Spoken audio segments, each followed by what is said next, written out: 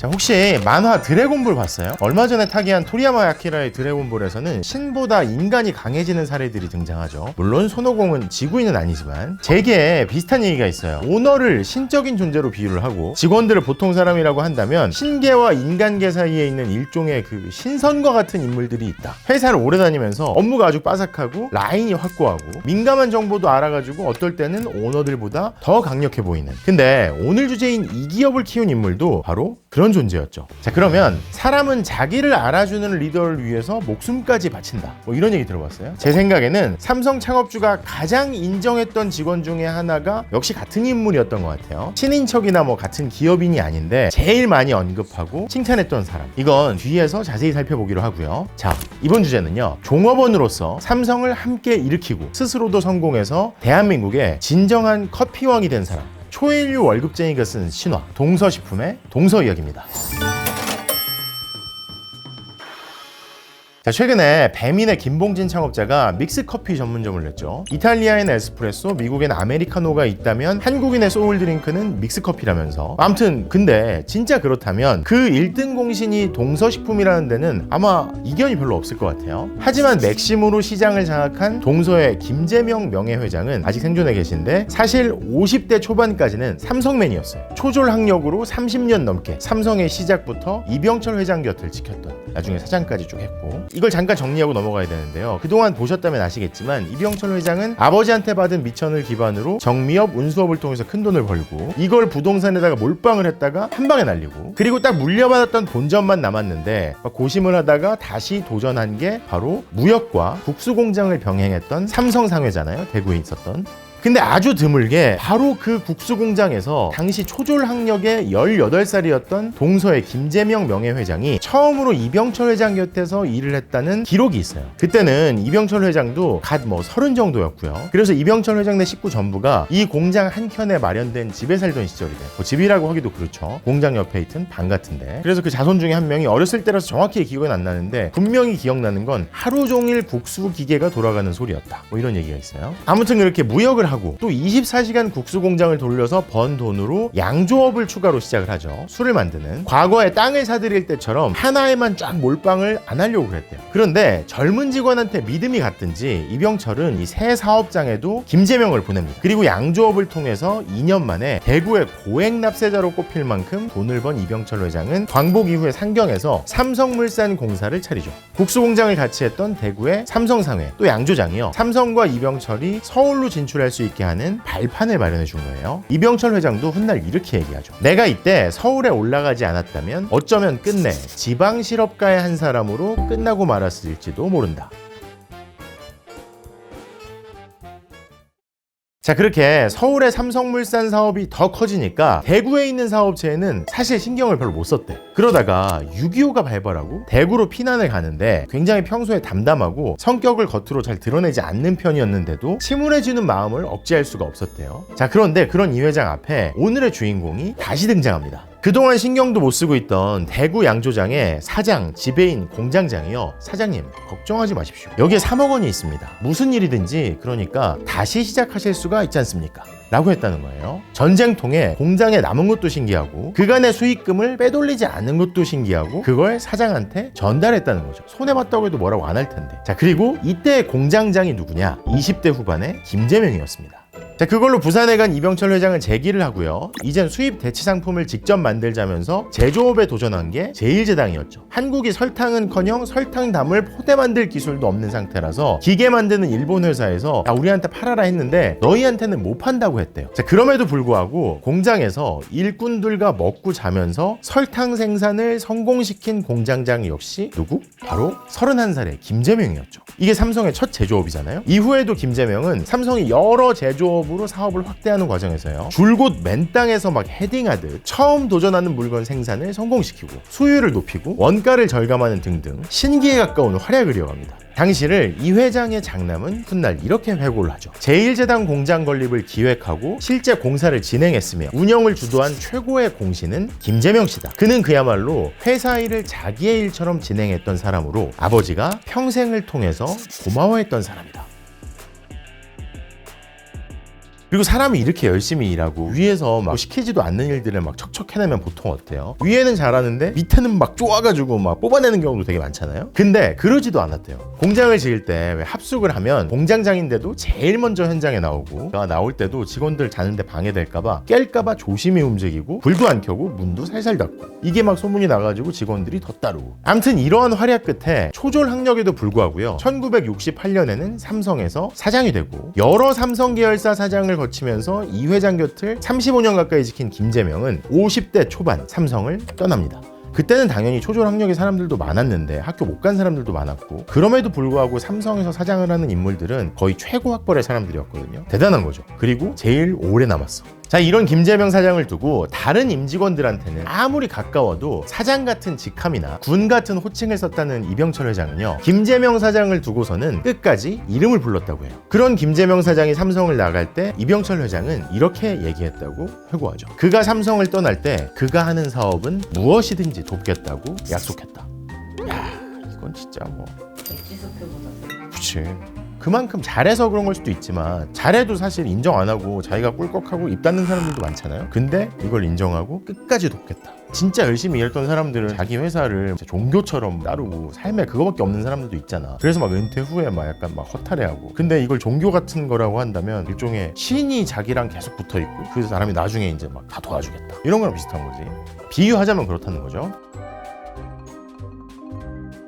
자, 이제 동서식품 얘기가 본격적으로 나오는데요. 그렇게 삼성을 떠난 김재명 사장은 처음에는 제일제당에 화학물질을 납품하는 회사를 인수했다는 얘기가 나오더니 그 이듬해에는 드디어 커피 만드는 동서식품을 인수합니다. 김재명 명예회장이 동서의 창업자는 아니거든요. 1968년에 설립됐는데 이 동서식품은 원래 이스라엘 회사랑 손잡으려다가 제휴선을 바꿔서 맥스웰 하우스 브랜드를 가진 미국 회사와 손을 잡고 공장도 세우고 원두를 수입해서 맥스웰 브랜드의 인스턴트 커피를 만들던 곳이었는데요. 그런데 김재명 사장이 합류하기 전에는 회사가 좀 시원찮았나 봐요. 그래서 회사가 보관하고 있던 수표랑 막 어음용지 같은 게 없어지고 사장이 횡령 혐의를 받는다고 말썽이 막 벌어지고 그래서 막 사람 찾는다고 공고가 나고 심지어 운영난까지 겪다가 김재명 사장 측에서 삼성 퇴직금 등을 투자해서 동서식품을 인수하게 된 거죠. 사실 근데 창업 공신인 김재명 사장이 삼성을 나갈 때도 여러 이야기들이 막 나왔거든요. 기사들도 있었고. 근데 더군다나 이 창업 공신이 퇴직 후에 제일제당에 화학물질을 납품을 하는데 그렇지만 환경오염을 유발한다는 문제로 삼성이 인수를 꺼렸다는 회사 경영권을 잡고 또 삼성가에서 직접 하기를 사실은 원했지만 정부를 눈치 보느라고 추진을 못했다는 커피 사업을 시작했다는 점은 흥미로운 부분이기도 하더라고요. 뭐 그건 아무도 알 수 없지만 약간 이걸 배신했다는 느낌? 의리의리한 사업을 하는데 뭐 조그만 것도 같이 하고 싶어. 근데 그걸 하기에는 저런 것도 아니야 막 짜치게 막 이렇게 얘기가 나올 수도 있잖아. 정부에서도 싫어하고. 근데 그거를 딱 이제 충직한 부하 직원이 자기가 딱 인수해가지고 같은 편으로 서는 거지. 막 그 회사들이 사실 삼성에다가 이걸 인수하라고 제의를 했었대. 근데 삼성이 이걸 못하는 상황에서 김재명 회장이 이걸 인수한 거지. 그 전에 서로 말을 맞췄던 아니들.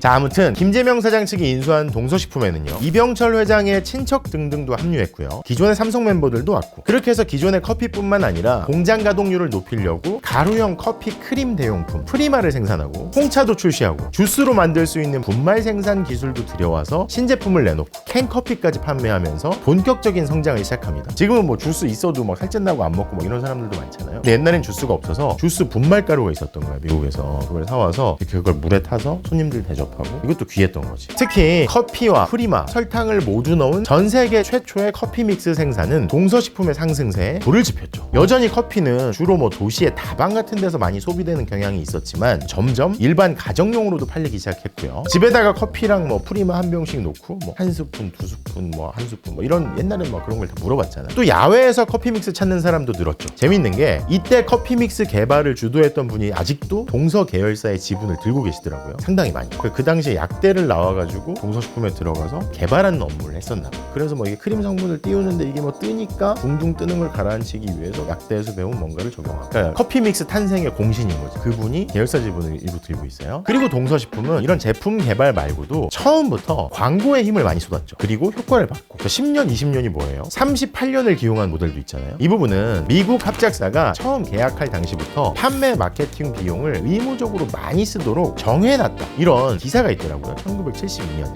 맥심 한잔 하시죠. 참 좋습니다. 효과가 있었던 거죠. 실제로 원래 본사가 개입하면 한국에서 못하는 경우도 있는데 본사의 개입이 적절하게 먹혔던 거죠. 그런 광고, 마케팅도 있었지만 또 기술을 도입해서 생산을 성공시키고 원가를 관리하고 수율을 높이는 김재명 회장이 원래 잘했던 경영상의 특기가 유감없이 발휘됐다라고도 할 수 있겠죠. 그래서 이렇게 생산과 마케팅이 모두 힘을 발휘하는 가운데 동서식품은 70년대 시장 점유율 1위를 지켜나갔습니다. 맥심 다양하게 즐기세요. 그리고 드디어 1980년대에는 꺾였느냐? 아니죠. 지금도 시장을 압도하고 있는 브랜드 상품이 출시됩니다. 맥심이었어요. 냉동 건조 공법으로 기존 제품보다 맛과 향을 살렸다는, 이것도 미국 합작사의 브랜드거든요. 그래서 미국에도 맥심이 있었는데 그걸 한국에서 기술을 받아와서 만든 거죠. 브랜드 똑같이 붙이고. 그래서 왜 그 당시에, 그러니까 80년대 초는 물론이고요, 그 전에도 그랬고 그 후에도 한참 사람들이 국산을 안 사고 수입 인스턴트 커피를 많이 사 먹었거든. 그러니까 미국 미군 PX에서 나온 거, 뭐 밀수된 거에서 등등. 그래서인지 동서식품이 맥심을 한국에서 출시할 때 광고에서는요 그 부분을 강조해요. 이번에 출시한 맥심은 미국의 기술 그리고 미국의 똑같은 시설을 들여와서 똑같은 기술로 만들었기 때문에 미국 커피와 맛과 향이 동일하다. 미국 제네럴 후지의 기술로 만든 맥스웰 하우스 그래듈 커피. 그리고 광고를 할 때도 연예인들 썼던 게 아니라 유명 작가들을 모델로 쓰면서 뭔가 더 있어 보이는 느낌을 줬다는 평가를 받아요. 야, 이건 다른 맛이구나. 은은히 우러나는 충자의 빛깔처럼 맥심의 맛과 향은 깊고도 풍부합니다. 그러면서 출시 2년도 안 돼서 맥심은 1000만 병 생산을 돌파하죠. 그때 나눠줬던 사은품 커피잔을 기억하는 분들도 아마 계실 거예요. 짙은 갈색에 맥심 써있는 게 있어요. 머그잔인데. 이후에 동서는요 역시 커피나 차뿐만 아니라 동서는 꿀도 출시하고, 역시 미국 합작사의 기술을 도입해서 시리얼도 출시하고, 이후에는 티백 상품으로 별명자차, 보리차, 옥수수차로 히트를 치고. 근데 그 티백이 요즘 생각하는 요만한 티백이 아니라 이렇게 큰 티백이야. 손바닥만한 거. 주전자 같은 데다 해가지고 옛날에 물 거기를 그렇게 끓여서 먹고 막 그랬었어. 약순물 같은 거 떠오거나 수돗물 이렇게 해가지고 거기다가 이렇게 자 넣어서 끓여 먹고, 그거를 이렇게 델몬트 유리병 같은 데나 뭐 이렇게 거기다 막 담아서 사람들이 물병으로 막 쓰고 그랬었고. 그렇게 동서가 잘 나가니까 동서에 밀려서 경쟁자들이 쓰러져가는 가운데 더 강력한 경쟁자가 네슬레와 함께 손을 잡고 등장하는데 세계 최고의 식품 기업이죠. 부드러운 맛을 강조한 신제품 맥심 모카골드를 출시하면서 시장 장악력을 유지하고 90년대 중반까지 동서식품은 탄탄대로를 달렸습니다. 완제품에 포장에 원료 들여오고 공급하는 회사까지 다 잘 되는 거죠. 심지어 IMF 외환위기 때도요, 그 전까지는 사람들이 카페 가가지고 막 커피 시켜 먹고, 옛날에 삐삐 쓸 때는 막 카페 전화기 있고 막 그랬었거든. 삐삐 오면은 커피 마시고 있다가 막 전화하고 파르페 같은 거 먹고 막 그랬었어. 뭐 그런 게 있었어. 비쌌어 그때. 근데 IMF 외환위기가 딱 닥쳐서 어려워지니까 사람들이 그런 거 안 사 먹고 커피 믹스를 다시 찾고, 그러니까 그때도 동서는 괜찮았겠죠. 자, 그런데 90년대 후반 스타벅스가 들어오면서 아메리카노 마시는 문화가 확산되고요, 계속 상승세를 탈 것만 같던 동서식품에도 위기감이 일기 시작하죠. 그럼에도 불구하고 워낙 믹스커피에 대한 충성도가 강하니까 동서식품은 안정적인 성장을 지속했지만요, 밖에서 아메리카노 마시는 걸로 끝이 아니었죠. 실내에서도 사람들이 에스프레소 머신을 점점 쓰기 시작하고,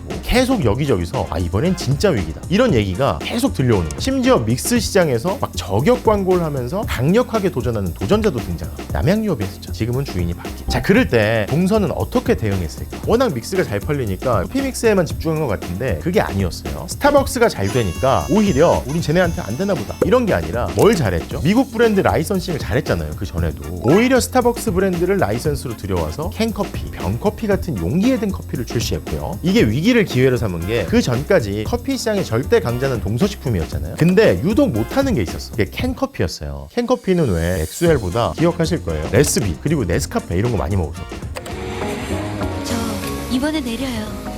근데 이게 바뀌면서 스타벅스 브랜드를 얹고 오히려 이걸 만회하는 거지. 그리고 사람들이 아메리카노를 점점 먹기 시작하니까 기존의 커피 믹스 대신 새로운 걸 내놨죠. 그게 바로 아메리카노의 대용품이라고 할 수도 있는 카노. 그리고 아까 강력하게 도전했다는 경쟁자는 사실 스스로 나가떨어진 면도 있고요. 그리고 또 커피 머신 시대에 대응해서는 장비는 물론이고 캡슐 커피에도 힘을 기울이고 있어요. 지금 카노 캡슐 같은 게 나오거든요. 맛있더라고. 점유율도 슬금슬금 높이면서 선전하고 있는 거죠.